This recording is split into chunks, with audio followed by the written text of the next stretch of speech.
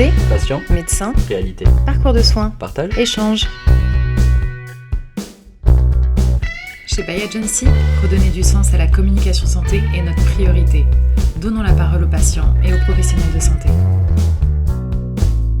Soyons concrets. Bonjour à tous, c'est Aurore de chez Bay Agency. Bienvenue pour ce deuxième podcast consacré à l'endométriose. J'ai toujours l'immense plaisir aujourd'hui d'être accompagnée par deux associations.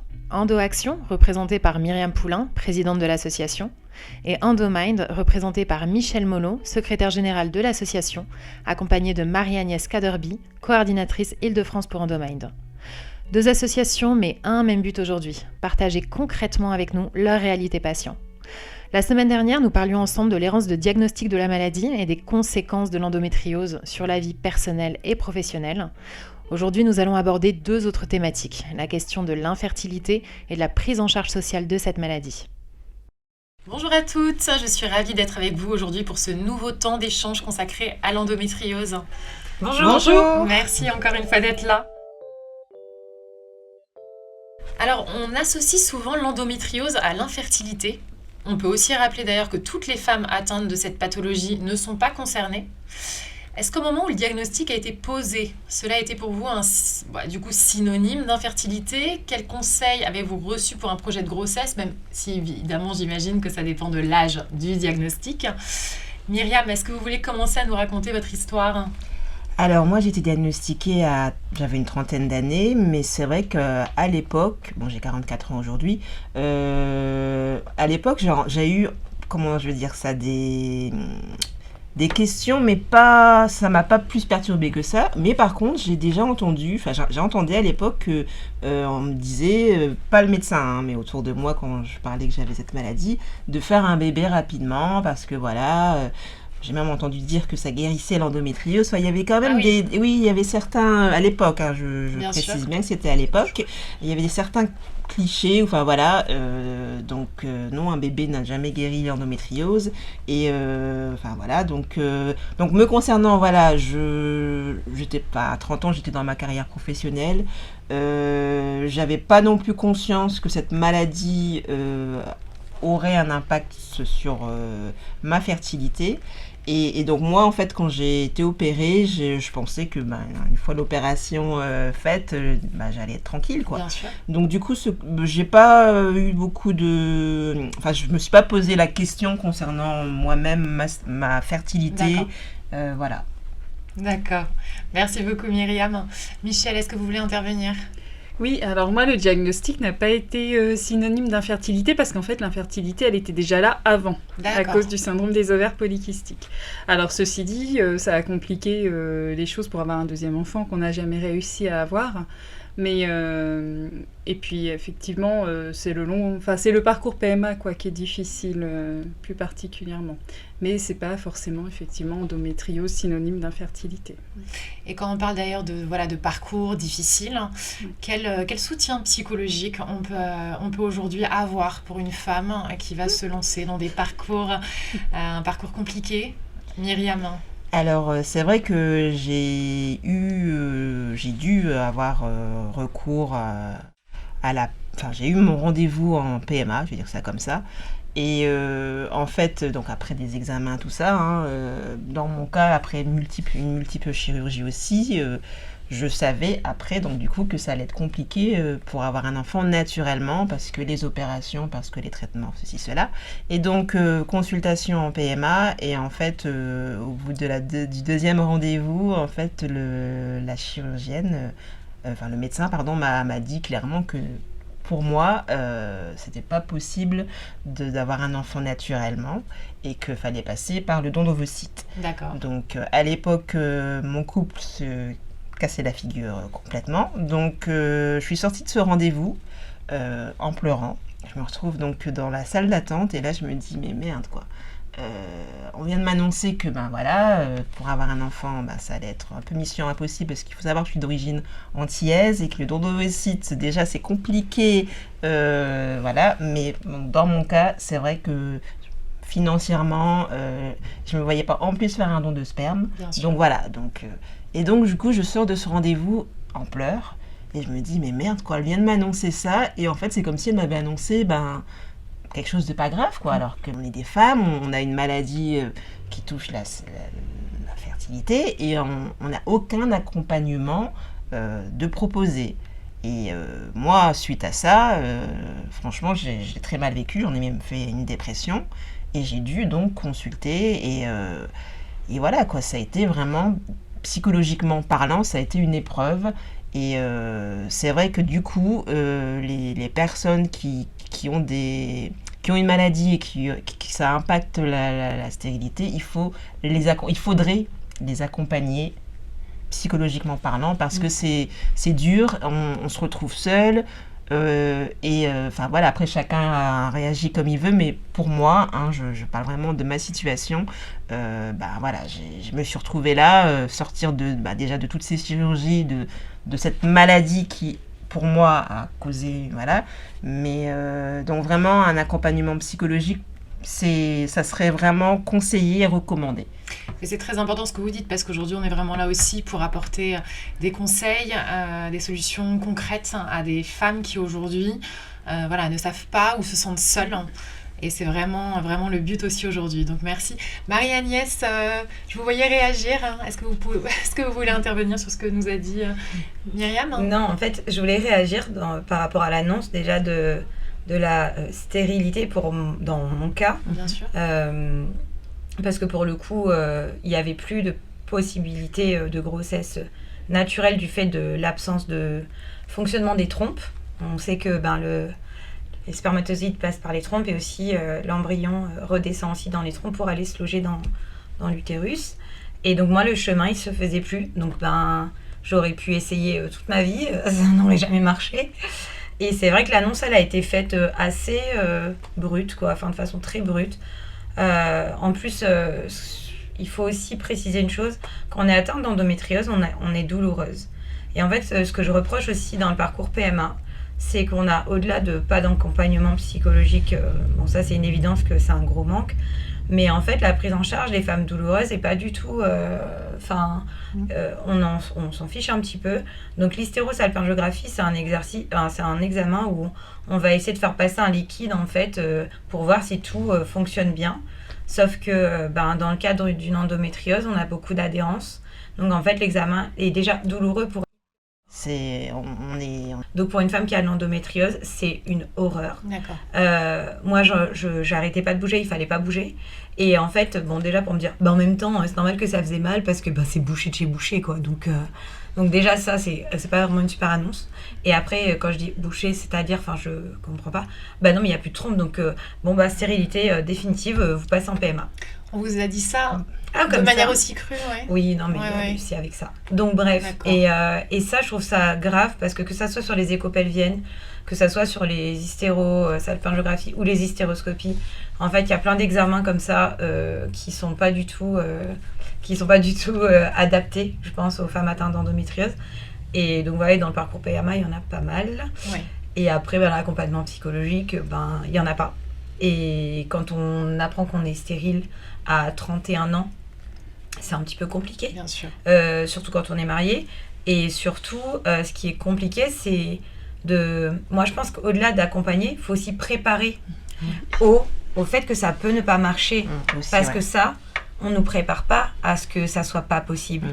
Alors, c'est bien d'urgent, il faut avoir de l'espoir, etc. Mais on va dire que dans un cas comme le mien, où il y avait eu plein de choses, on aurait dû me dire, essayer de me demander, de redéfinir peut-être ma notion, qu'est-ce que c'est que la fertilité pour moi, comment je peux être fertile autrement qu'en portant la vie dans mon ventre. Et ça, je l'ai fait toute seule, comme une grande, parce que j'ai pas été accompagnée. Donc j'ai dû, moi, me trouver des nouveaux goals dans la vie et redéfinir ma fertilité et de me dire c'est quoi la fertilité pour moi.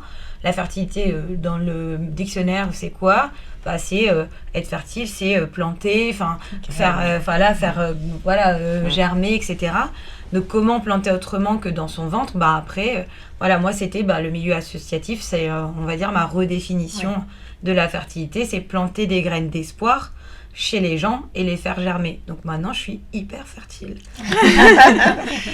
Ça, c'est un beau message d'espoir que vous nous donnez. Michel, est-ce que vous voulez intervenir ? Oui, je voulais rajouter quelque chose par rapport au diagnostic de l'infertilité.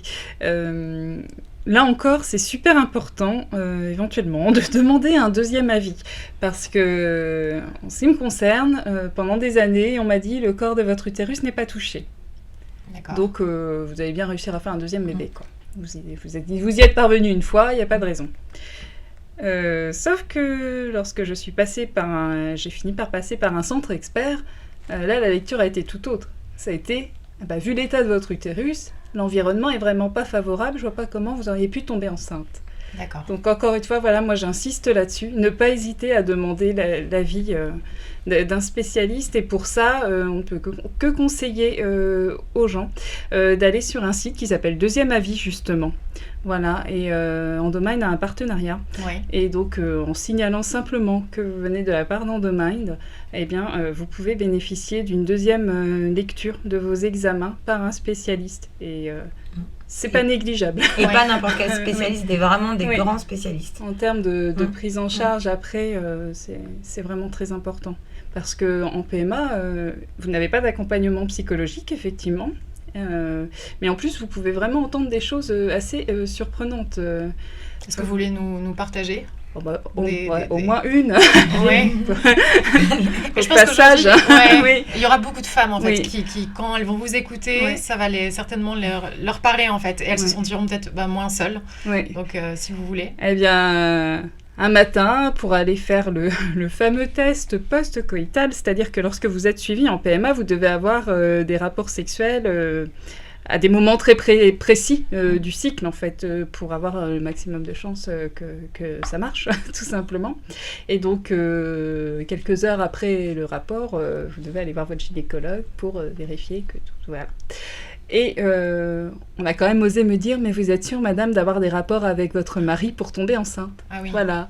Donc, voilà, c'est juste un exemple parce qu'on en lit plein de la part de plein de malades sur nos groupes. Enfin, voilà, vous entendez des choses, mais c'est tellement humiliant, en fait, en plus de la souffrance, des douleurs, du parcours du combattant que vous vivez. Ouais. Moi, j'ai eu droit à, et moi, ça m'avait choquée, j'avais été hospitalisée dans un centre expert, que je ne citerai pas, parce que j'avais fait une perforation de kyste en fait suite à une ponction ovarienne, donc à ma deuxième FIV. Non, c'était la première, pardon. Et en fait, en ponctionnant les ovocytes, ils sont passés à travers le kyste, mais ils m'ont rien dit. Donc moi, je suis repartie chez moi et donc j'ai été hospitalisée en urgence quelques jours après avec risque de laparo. Laparo, c'est quand on ouvre complètement le ventre pour aller nettoyer à l'intérieur. Donc bref, et donc suite à ça, les internes de ce centre expert me disent ça serait bien d'aller voir professeur Bip parce que c'est un spécialiste dans l'endométriose pour avoir un deuxième avis sur le suivi PMA de votre cas. Et voilà, donc moi très contente, je me dis bon super, je vais avoir le professeur, éminent professeur spécialisé. Et donc déjà ce monsieur, en plus d'avoir des retards juste...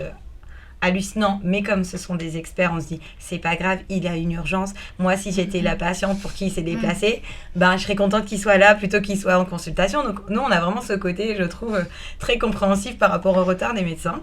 Et donc j'attends, je crois, 1h30. Et ce monsieur, donc il avait déjà mon dossier. Parce que j'avais été hospitalisée chez lui, donc, et il faut savoir que moi je me balade toujours avec mon dossier médical sur moi, soit sur mon drive, soit à l'époque dans une pochette, je l'avais tout le temps.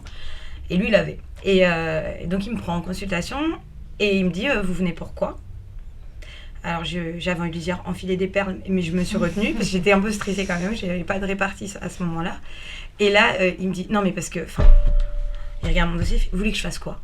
Je lui dis je sais pas. En fait, les internes m'ont dit que potentiellement. Il me dit mais là, c'est une catastrophe. C'est une catastrophe. Bon, vous savez quoi ? Il vous reste combien de FIV ? Je lui dis 2. Il me dit. Vous allez faire les 2 FIV, ça va pas marcher, vous allez revenir me voir et on va vous débarrasser de tout ça là parce que là, vraiment c'est une cata. Sans aucune pincette. Voilà, comme ça, comme je viens de l'annoncer. Ouais. Et là, je suis en plein parcours PMA, c'est-à-dire que je vais faire ma deuxième FIV, je viens en plus avec plein d'espoir parce que je me dis c'est un super professeur, c'est un super service, c'est un super centre. Et en fait, il regarde mon dossier, mais comme ça, et il me balance ça en mode, de toute façon, ce que vous faites, ça sert à rien, en gros. Bon, super, merci. Et en plus, tout ce qu'il y a à l'intérieur de vous, c'est n'importe quoi, on va le bazarder. Ok. Donc, vous pouvez aller à côté, ma secrétaire vous attend, ça fera 120 €. Bonne journée, au revoir. Et là, moi, je sors de cette consultation, je m'assois sur le bord de la route et je me mets à pleurer, vraiment, mais littéralement.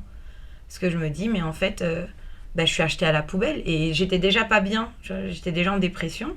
Et ça a fait que rajouter. Et là, j'étais vraiment dans des envies de mourir, quoi. Je me disais, ça sert à rien. En plus, personne, aucun accompagnement psychologique. Et moi, ce que je trouve grave, j'espère que ça va évoluer, c'est que quand une femme est atteinte d'endométriose et qu'en plus elle est en parcours PMA, il faut savoir qu'on souffre encore plus à cause des hormones. Moi, le parcours PMA, ça a été une horreur, l'enfer sur Terre. C'était... très dur. Non, c'est vraiment l'enfer sur Terre parce que déjà, on n'a plus de contraceptifs. Donc, ça veut dire qu'on a nos règles de façon naturelle. Donc, autant vous dire que c'est l'enfer. En plus, avec les hormones, vu que c'est une maladie hormonodépendante, on rajoute des hormones sur des hormones. Donc, ça fait flamber l'endométriose. En fait. Ouais. Et sauf qu'en fait, la plupart des centres qui font des centres de PMA ne sont pas toujours en partenariat avec un centre expert de gestion d'endométriose. Donc, quand ils prennent des patientes, ils vont gérer l'infertilité, mais ils vont pas, en fait, s'occuper de l'endométriose, ou peu. Ils vont faire des choses, transfert afro, des trucs comme ça, mais ils vont pas s'occuper de la douleur, de ce que ça coûte à côté. Mais je pense que pour pouvoir accueillir la vie, il faut quand même être en bonne condition d'accueil.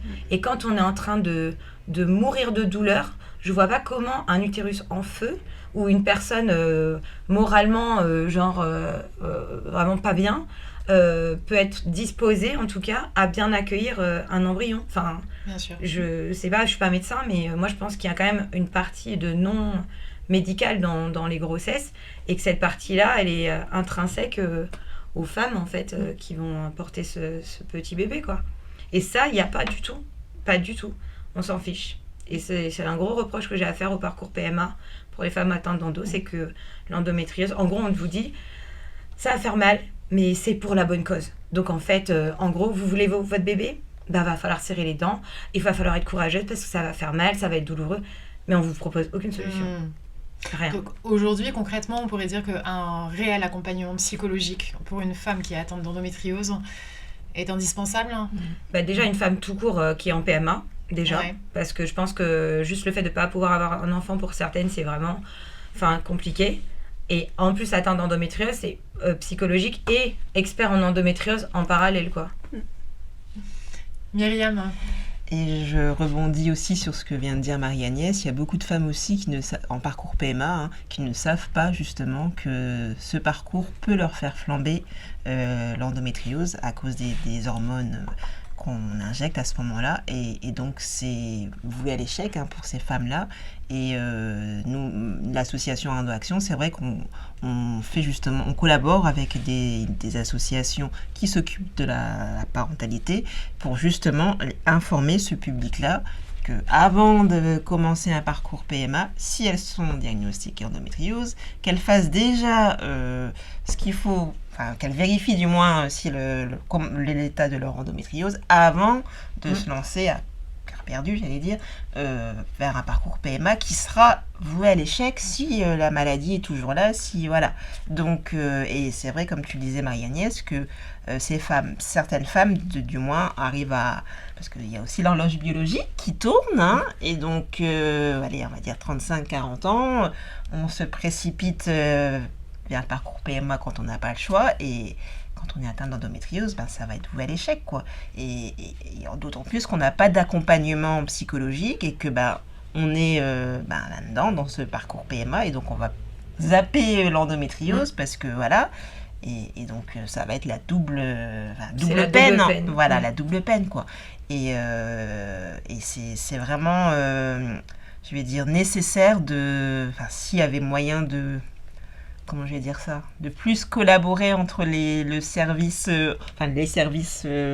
d'endométriose et les services de fertilité de PMA. En fait, Ça serait pour les femmes, enfin pour nous, hein, voilà, ça serait bien d'avoir plus de collaboration. Je dis pas qu'il y en a pas du tout, mais qui est voilà, sans parler du côté psychologique aussi. Bien sûr.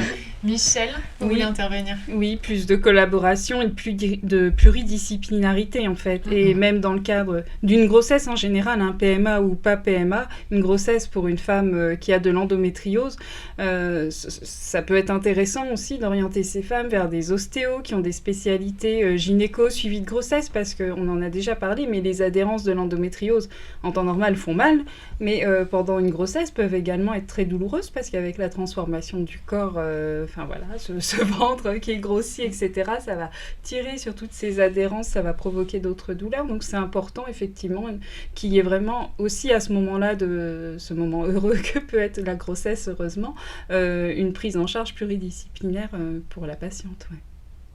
Parce que c'est important, comme disait Marie-Agnès, d'être aussi dans des bonnes conditions d'accueil, hein, quand on a cette chance, la volonté et la chance d'avoir un enfant, et bien que ça se passe dans les meilleures conditions possibles, parce qu'à la naissance, la maladie, elle sera malheureusement toujours présente. Donc ça pose aussi la question de la parentalité. Quand on est atteinte d'endométriose, ça a bien sûr des conséquences aussi sur la vie de famille, l'éducation, etc. D'ailleurs, vous parliez de prise en charge, qui va être notre prochaine thématique.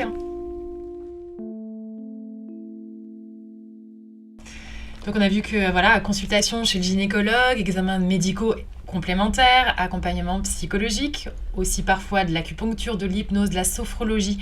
Le traitement de l'endométriose n'est pas que médical.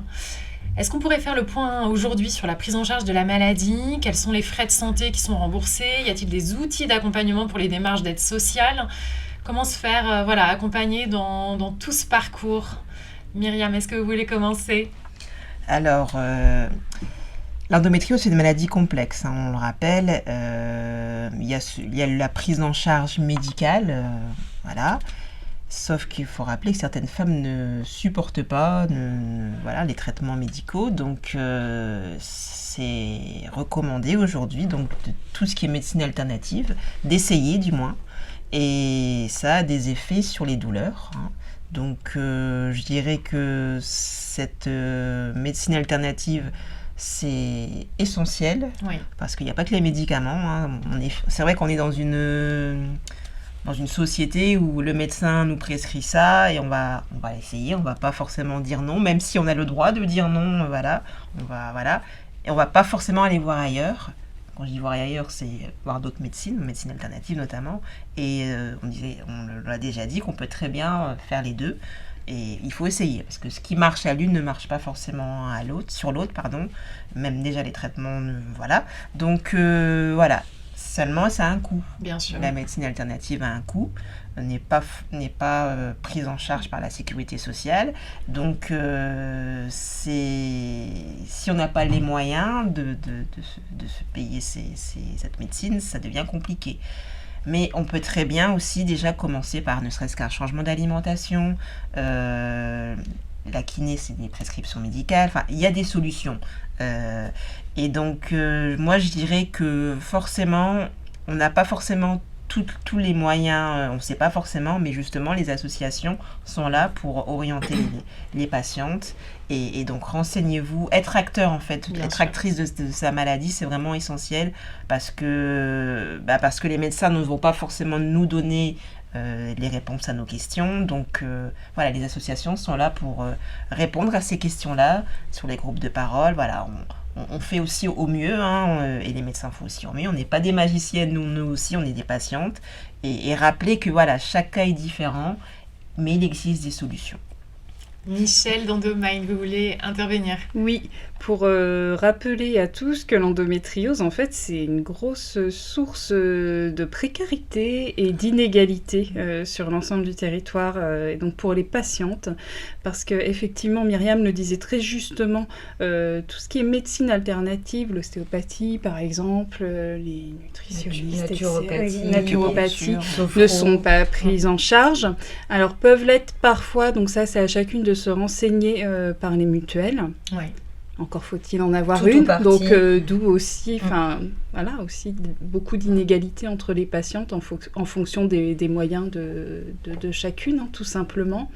Le gros souci aussi qui est rencontré, c'est la reconnaissance de la maladie comme affection de longue durée, ce qui n'est pas le cas aujourd'hui. La maladie n'est pas reconnue en ALD 30, ce qui permettrait une meilleure prise en charge, ce qui permettrait aux femmes qui sont arrêtées en arrêt maladie au travail longtemps de ne pas accumuler les jours de carence qui sont encore une pénalité supplémentaire.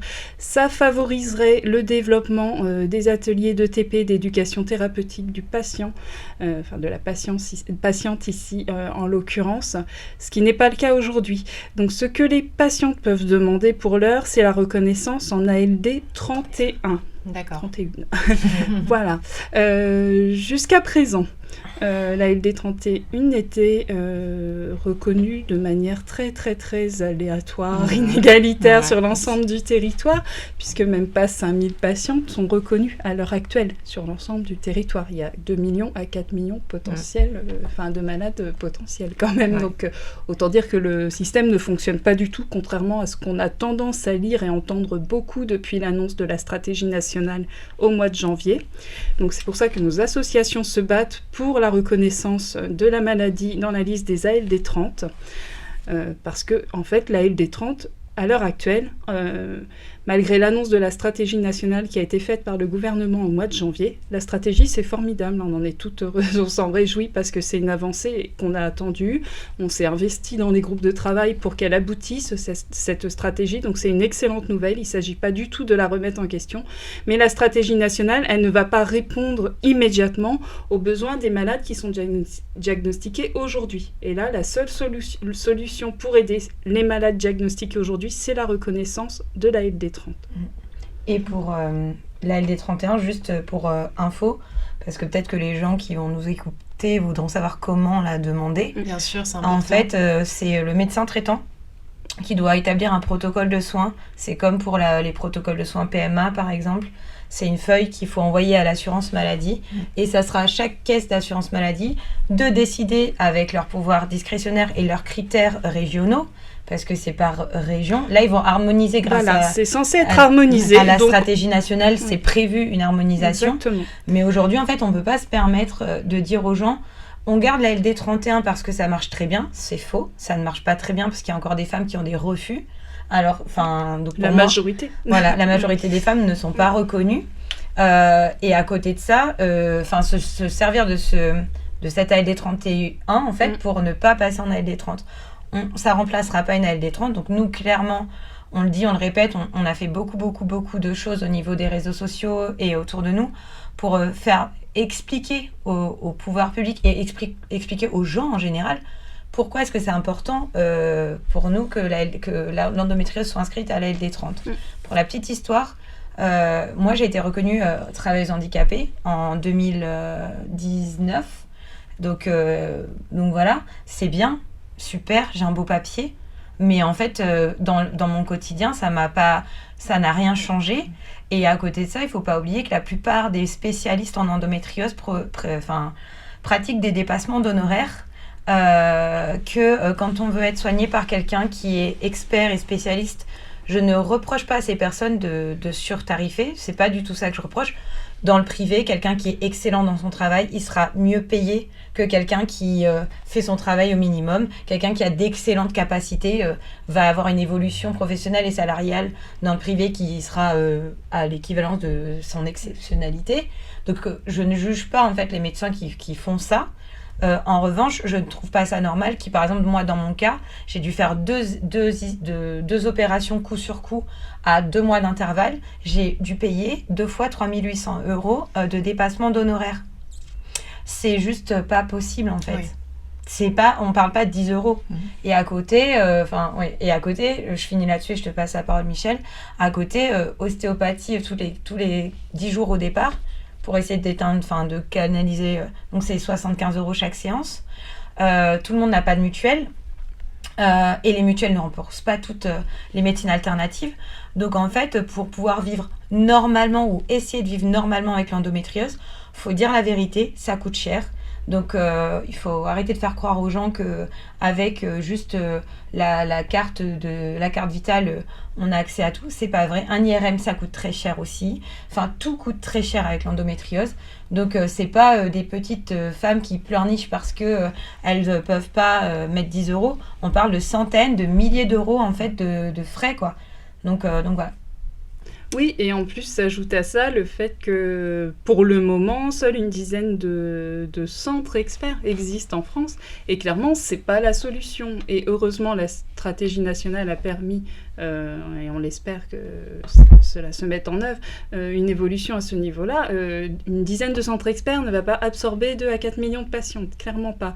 D'où l'importance dorénavant de développer les filières de soins endométriose dans l'ensemble des régions. C'est ce qui est prévu et on s'en réjouit, parce que jusqu'à maintenant, quand on voulait se faire soigner correctement, on était obligé de faire des kilomètres et des kilomètres pour aller se faire soigner. Enfin, moi je viens de Cherbourg, je suis venue me faire opérer à Paris. Parfois les femmes traversent toute la France encore. Et je veux dire, ce sont des frais qui s'ajoutent aussi, et il faut pouvoir le faire, c'est pas donné à tout le monde en fait. Myriam. Oui, et alors je vais faire une petite addition. Alors on a le retard de diagnostic qui est aujourd'hui entre 7 et 10 ans. Autour de la table, on voit que pour nous ça a été un peu plus longtemps. Donc voilà. Plus le sexisme médical, parce qu'on n'en a pas parlé non plus, et je trouve ça aussi important d'en parler. Et donc tout ça fait qu'on est aujourd'hui en 2022, et qu'il n'y a aucune prise en charge globale et complète de l'endométriose, alors que c'est une maladie qui existe depuis 1860. Donc on se dit, moi on me demande pourquoi, je n'ai pas la question. On ne sait pas les origines de cette maladie, donc déjà pour trouver un traitement, c'est pas demain qu'on va le trouver, puisqu'il faut d'abord trouver les origines. Pour la recherche, ça demande des moyens financiers. Et pour rebondir sur la LD30, comme Marie-Agnès et Michel viennent de dire, c'est une demande de pratiquement toutes les associations de patientes. Cette demande, bon, même si pour le moment c'est pas la priorité, mais voilà, nous on ne lâchera pas, parce que c'est une urgence. Il y a vraiment des femmes qui sont dans des situations précaires. Et nous personnellement, l'argent, quand on est malade, on ne devrait pas devoir choisir entre se faire opérer ou manger. Oui. On est en 2022, on est en France, et voilà. Et la parole de la femme, aujourd'hui, elle est... la femme atteinte d'endométriose, je veux dire, on dit que, limite, c'est pas important, quoi.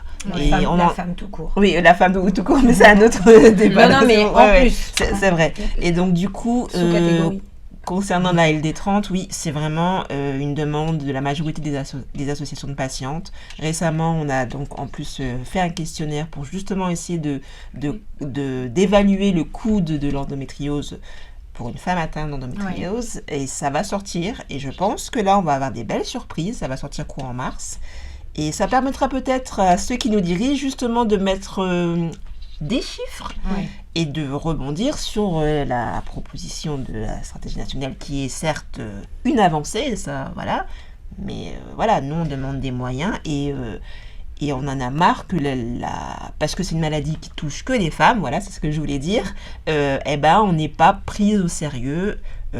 Ça commence, je dis pas que voilà, il y a une évolution, mais au bout d'un moment, il faut du concret. Les paroles c'est bien, mais on veut des actions, et voilà. Voilà. Non, mais c'était juste pour rebondir sur ce que tu disais par rapport à la LD30, c'est qu'aujourd'hui, en fait, notre priorité, c'est quand même le terrain, c'est le pratico-pratique. De quoi une femme atteinte d'endométriose, aujourd'hui, elle a besoin. Aujourd'hui, elle a besoin de pouvoir se faire soigner, d'avoir un parcours de soins qui soit clair, donc elle sache vers qui s'orienter, qu'elle puisse se faire soigner à moindre frais, voire à 0 frais, parce que c'est pas une maladie, c'est pas un one-shot, c'est une maladie qui est incurable. Donc en fait, aujourd'hui, on ne guérit pas de l'endométriose. C'est une maladie qu'on va avoir toute sa vie, qu'on devra soigner toute sa vie. Donc c'est pour ça que c'est important que cette prise en charge, elle soit complète.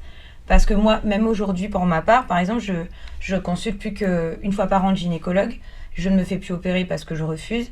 Mais à côté de ça, je fais que de la médecine alternative. Donc, une fois tous les 6 mois maintenant, donc 2 fois par an, ostéopathie. Après, naturopathie. Et puis, toutes les dépenses, les huiles essentielles, les machins, les trucs. La méditation, les cours de yoga. Enfin, en fait, il y a plein de dépenses annexes que je vais devoir faire tout le temps parce que si je m'arrête de faire ça, je vais replonger dans toutes les crises cycliques dans lesquelles j'étais, ce qui veut dire que je re-rentre dans le parcours médical, ça veut dire que je re-rentre dans les consultations IRM, gynéco, chirurgie, et je repars dans des frais encore plus énormes. Et je me dis qu'aujourd'hui, le diagnostic précoce plus une prise en charge précoce, déjà, ça limiterait les frais. Parce que si c'est juste une question d'argent, faites en sorte qu'on soit diagnostiqué tôt et vous n'aurez pas à devoir assumer le coût des arrêts maladie et le coût de tout le reste, des chirurgies, des examens et des médicaments. Et donc voilà, donc ALD 30, quoi qu'il arrive, on sera toujours derrière et on fera en sorte que ça passe parce que ce n'est pas normal aujourd'hui de devoir compter pour se faire soigner en France. C'est pas normal. Donc aujourd'hui, concrètement, c'est des prises de conscience, mais des actions surtout qui soient mises en place. Michel ? Oui. Et je voulais préciser qu'en plus, aujourd'hui, on nous refuse l'accès à la LD30 sous prétexte que toutes les endométrioses ne le justifieraient pas. D'accord. Mais alors, on a quand même envie de répondre que les femmes ne sont pas des mineurs et qu'on est tout à fait capable de distinguer les choses et que les femmes sont grandes et elles sauront d'elles-mêmes si elles ont besoin, en fait, dans leur parcours, de demander cette ALD30. On n'est pas là à dire que parce qu'on nous oppose beaucoup le fait que ça ne peut pas être reconnu systématiquement, ça va coûter trop cher, ça ne se justifie pas. Mais en fait, comme pour n'importe quelle autre maladie, seules les patientes qui en ont besoin feront la demande. Moi, à titre personnel, en 2020, lorsque j'ai été arrêtée quasiment toute l'année, que j'ai perdu mon salaire, oui, franchement, j'aurais apprécié pouvoir bénéficier de la LD30. Aujourd'hui que je vais mieux, j'irai pas personnellement demander la LD30 à l'heure actuelle. Donc encore une fois qu'on arrête aussi je sais pas comment dire, mais de traiter un peu les femmes comme des mineurs, comme si elles n'étaient pas capables de prendre les bonnes décisions en fait pour elles-mêmes. Et surtout qu'en plus c'est une fausse excuse parce que le protocole de soins il est mis en place avec le médecin traitant. Donc en fait le médecin traitant c'est celui qui va faire les arrêts maladie en majorité, c'est celui qui va vous voir en majorité. Donc si lui décide dans son rôle de médecin de mettre en place un protocole de soins, c'est qu'il estime que la personne nécessite. C'est pas comme si n'importe quelle patiente arrivait à la sécurité sociale et disait je veux une ALD30, je pose le papier. Il y a quand même une concertation avec le médecin traitant. Donc à un moment donné, pour les autres ALD, ça se passe comment ? Il y a d'autres maladies, je sais pas, par exemple le diabète est sur la LD30, il y a des diabétiques qui sont en LD30 et d'autres pas. C'est pas systématique, c'est quand même au pouvoir discrétionnaire du médecin traitant. Donc en fait, cette excuse, elle est vraiment, c'est une excuse, voilà. Myriam d'Endo-Action, je vous vois réagir. Oui, alors, et c'est vrai qu'il faut rappeler que l'endométriose touche quand même environ 1 à 2 femmes sur 10. C'est énorme, c'est-à-dire on prend 10 femmes, sur ces 10 femmes-là, il y en a moins une qui est concernée. Là, on parle des femmes diagnostiquées. Alors certes, il existe des formes légères, tant mieux pour elles, j'ai envie de dire. Il en existe, mais concernant la LD30, si on demande la LD30, c'est bien évidemment pour les personnes atteintes d'endométriose qui ont des formes handicapantes, qui ne peuvent plus travailler, qui ne peuvent plus avoir de vie normale, je dis normale entre guillemets parce que voilà, et donc c'est pour les femmes qui ont une endométriose sévère, qui ont des comment je vais dire ça, qui ne peuvent pas vivre au quotidien normalement. Et donc, pour ces femmes-là, c'est obligatoire, j'ai envie de dire, aujourd'hui, d'avoir la LD30. Alors, ça prendra le temps que ça prendra, on ne va pas faire une révolution, mais voilà, on veut rappeler que les associations, on ne lâchera pas, parce que pour nous, cette demande, elle est légitime, et que l'union fait la force, et on espère que ça aboutira. Ça prendra le temps que ça prendra, mais ça évolue dans le bon sens. Et je pense que vos mots font font chaud au cœur à beaucoup de femmes qui vous écoutent. Michel, vous voulez intervenir ? Oui, juste une précision par rapport à ce que je disais sur la LD30 et la perte de salaire. Je le disais dans le sens où la LD30, ce serait vraiment une véritable reconnaissance, parce que lorsque vous êtes arrêté longtemps, plus de 6 mois, bien sûr, en l'occurrence, c'est mon vécu personnel, ma maladie, mon absence n'a pas été reconnue comme quand j'ai longue maladie. D'accord. Et l'argument était, votre maladie ne fait pas partie des ALD30. Voilà. Oui, parce qu'il faut savoir je ne pouvais plus marcher, je ne pouvais pas conduire, je ne pouvais pas rien faire. Mais ce n'était pas reconnu. C'était l'année du premier confinement Covid. Je vous assure que moi, même les 2 km à la ronde, je ne pouvais pas les faire, quoi. Ouais. Donc, oui. Parce qu'il faut savoir que quand on fait la demande en ALD aujourd'hui, le médecin doit cocher maladie hors liste, parce que l'endométriose n'est pas sur la liste des affections longue durée. Pour une maladie chronique, complexe, incurable, voilà. Donc c'est aussi pour ça que qu'on insiste et que voilà, on veut cette reconnaissance, puisque c'est mérité. Enfin, mérité, c'est pas le terme. C'est juste, voilà, c'est légitime. Voilà, merci. C'est complètement légitime. Et voilà. Écoutez, encore un grand merci aux associations EndoAction et EndoMind. Et je vous dis, moi, à très bientôt pour un nouveau rendez-vous. Soyons concrets. À très vite. Merci beaucoup. Merci.